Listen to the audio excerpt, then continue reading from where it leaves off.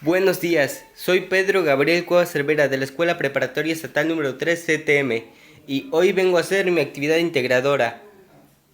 A lo largo de todo el bloque pudimos ver y analizar acerca sobre diferentes temas. Cada uno de ellos nos dio diferentes conocimientos acerca sobre los derechos. Contamos como seres humanos y que es importante que sepamos que tener derecho a hacer y derecho a no hacer. En esta actividad voy a analizarles acerca sobre los temas que aprendí a lo largo de todo este bloque, todo interpretado por mí.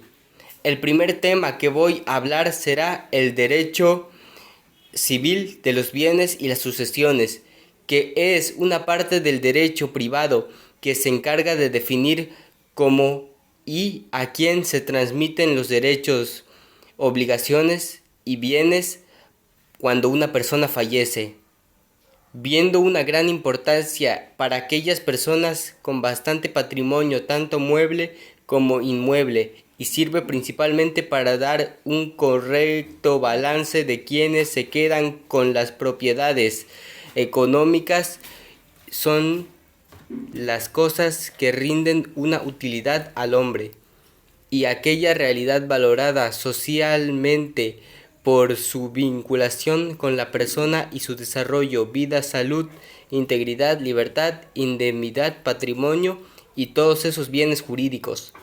Mas todo esto no es suficiente, también es necesario tener buenos bienes para saber las propiedades que se tienen que transmitir. A todo esto existen dos ejemplos: las intransmisiones, que no pueden transmitirse en primer término, los bienes que la naturaleza ha hecho comunes a todos los hombres, como la alta mar, el sol, la atmósfera, etc. Y en segundo lugar tenemos los bienes nacionales, que son de uso público, al tenor del título segundo del libro de bienes de nuestro Código Civil, como los nevados, los ríos y las lagunas, adquiridos en virtud de una obligación, son transmisibles con sucesión a las leyes, si no se hubiese pactado lo contrario. Y por último, de ejemplo son los bienes muebles, que pueden ser trasladados al alterar su naturaleza o calidad, como dinero, acciones, participaciones, joyas, obras de arte, etc. Con los tipos de muebles y los tipos de sucesiones ya dichos, es momento de pasar al documento importante que se traslada la propiedad de un mueble o de alguna posesión a la persona con aquella sucesión hereditaria en la que el fallecido ha dejado constancia de su voluntad mediante un testamento. Además de este, también tenemos la sucesión legítima, que se da cuando el que muere no dejó ni un testamento. En este caso, la ley determina el destino de los bienes y en la mayoría de los casos surgen problemas entre los familiares.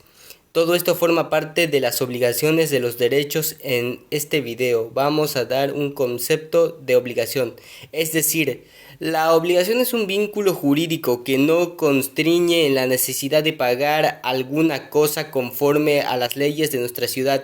Y acabando con el tema de los testamentos, tenemos los contratos. Por la forma que se perfeccionan, se clasifican en consensuales, y lo que no requieren más que el consentimiento formal de aquellos que se perfeccionan por escrito, y solamente estos últimos requieren una formalidad específica, por lo que en general el contrato solemne por excelencia es el matrimonio, dando con esto una clasificación.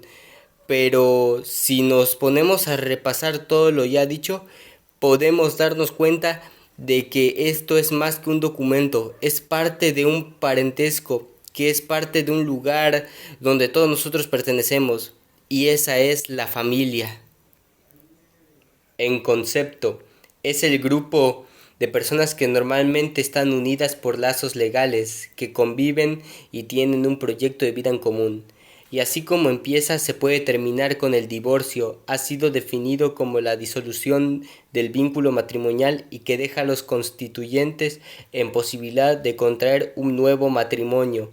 En todo esto, más que en la familia, también pertenecemos a otro grupo llamado la sociedad, que está conformado por dos tipos de personas, una persona física y una persona moral. Vamos a decir las diferencias. Las diferencias son que la persona física se identifica por su nombre, la persona moral lo hace por su razón social.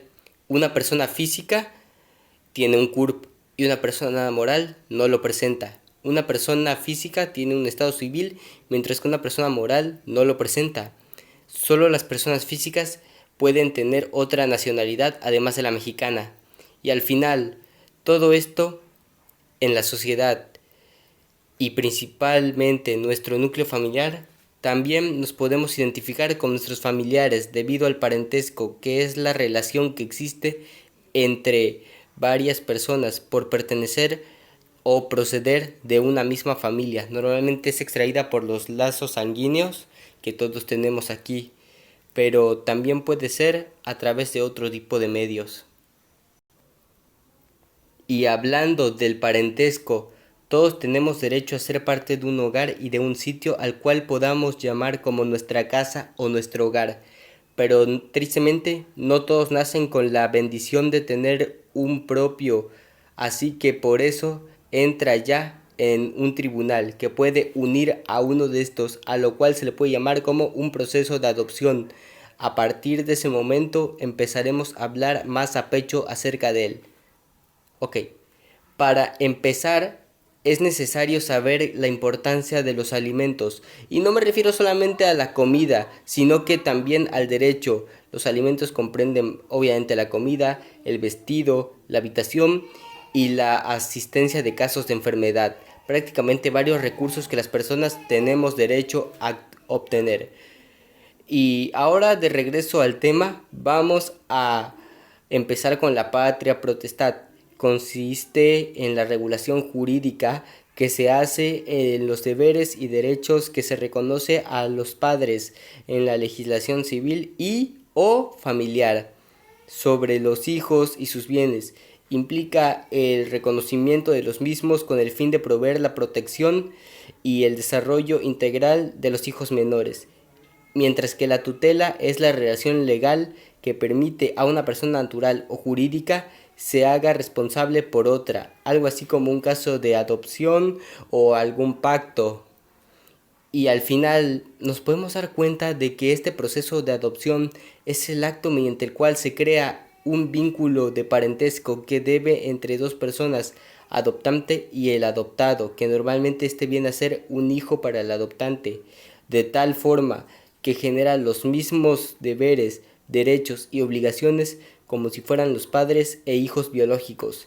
Al final, un hogar no es donde tú naces, es donde tú vives.